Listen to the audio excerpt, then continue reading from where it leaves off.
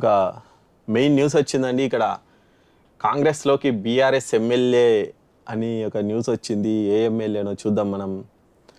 Okay, Swamy Goud కూడా ఉన్నారు అక్కడనే. స్వామిగౌడ్ ఆల్రెడీ బీజేపీ నుంచి బీఆర్ఎస్లోకి వెళ్ళారు. మళ్ళీ ఆయన కూడా పార్టీ మారతాడా ఏంటి చూద్దాం. ఇక్కడ తెలంగాణ రాజకీయాల్లో కీలక పరిణామం చోటు చేసుకుంది. కాంగ్రెస్ పార్టీ అధికారంలోకి వచ్చిన నాటి నుంచి ఆ పార్టీలోకి వలసలు కొనసాగుతున్నాయి. ఎక్కువగా బీఆర్ఎస్ నాయకులే అస్తంగుడికి ఏడుతున్నారు. ఈ క్రమంలో రాజేంద్రనగర్ బీఆర్ఎస్ ఎమ్మెల్యే ప్రకాష్ గౌడ్ కాంగ్రెస్లో చేరబోతున్నారనే ప్రచారం కొనసాగుతుంది. ఇవాళ ఉదయం ఎమ్మెల్యే ఇంటికి మంత్రి పొన్నం ప్రభాకర్ బాగా ఫైర్ బ్రాండ్ అయిందని ఇంతకుముందే మనం మాట్లాడుకున్నాం.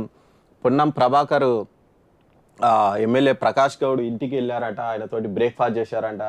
రాజకీయాల్లో అటుపుల్లా ఇటు వచ్చిందంటే ఖచ్చితంగా దాని వెనుక చాలా పరిణామాలు జరుగుతాయి. ఉట్టేనే వీళ్ళు సరే వీళ్ళు ఏం చెప్పినా మేము ఆయన గౌడు ఆయన పొన్నం ప్రభాకర్ గౌడు మేము అంటే ఏదో ఇద్దరం గౌడ్స్ కాబట్టి కలిసినాం, లేదో ఆత్మీయ అంటే మా ఇద్దరికి ఏదో మిత్రుత్వం ఉంది, లేకపోతే ఇంకేదో బంధుత్వం ఉందని బయటికి ఎన్ని చెప్పినప్పటికీ కూడా ఉట్టేనే ఒక మంత్రి పోయి ఒక ఎమ్మెల్యేను కలిసే పరిస్థితి వచ్చిందంటే ఖచ్చితంగా దాని వెనుక చాలా జరిగి ఉంటుంది.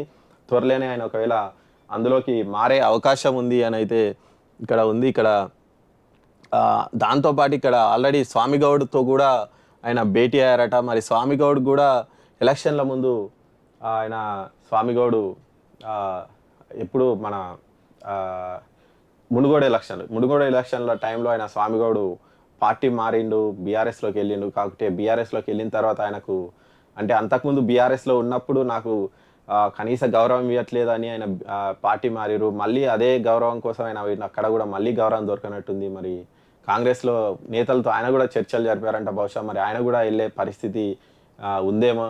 బహుశా అక్కడ ముగ్గురు మాట్లాడుకున్నారంటే ఖచ్చితంగా పొలిటికల్ ఇష్యూలే మాట్లాడుకుంటారు. ఎవరు ఏం చెప్పినా, ఎవరు నమ్మినా నమ్మకపోయినా అక్కడ జరిగింది ఖచ్చితంగా పొలిటికల్ ఇష్యూలే అవే చర్చకు వచ్చి ఉంటాయి.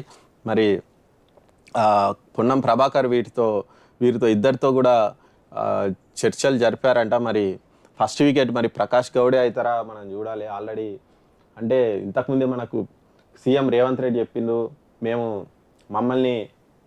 మమ్మల్ని గెలికితే మేము మాత్రం ఊరుకునే పరిస్థితి లేదు, ఖచ్చితంగా దానికి 1000 రెట్లు మేము కూడా ప్రతిస్పందిస్తామన్నట్టు ఆయన మాట్లాడారు. మరి ప్రజెంట్ మరి అంటే వాళ్ళకు ఉన్నటువంటి అంటే పెద్ద సీట్ల బలం ఎక్కువ లేదు కాబట్టి మరి ఇట్లా కొంతమందిని ఏమైనా గ్రూప్ చేసి ఒకటేసారి పార్టీలో చేర్చుకుంటారా ఏంటో మరి చూడాలి. మరి ప్రకాష్ గౌడ్ ఇంతకుముందు ఆయన కూడా టీడీపీ మనిషే కాబట్టి ఆయన ఆల్రెడీ రేవంత్ రెడ్డి తోటి కొంచెం సన్నిహిత సంబంధాలే ఉంటాయి. మరి చూడాలి. మరి ఫస్ట్ వికెట్ ప్రకాష్ గౌడే కాబోతున్నారా, మరి స్వామిగౌడ్ ప్రకాష్ గౌడ్ వీళ్ళందరూ కలిసి వెళ్ళబోతున్నారు. ఎందుకంటే ఇద్దరు కూడా రాజేంద్రనగర్కి సంబంధించినటువంటి వ్యక్తులే. మరి అక్కడ వాళ్ళు కలిసి కాంగ్రెస్లోకి వెళ్ళే పరిస్థితి ఏమైనా ఉందా మనం చూడాలి. ఇక మంత్రులందరూ త్వరలోనే మినిస్టర్ క్వార్టర్స్కు షిఫ్ట్ అవుతారట.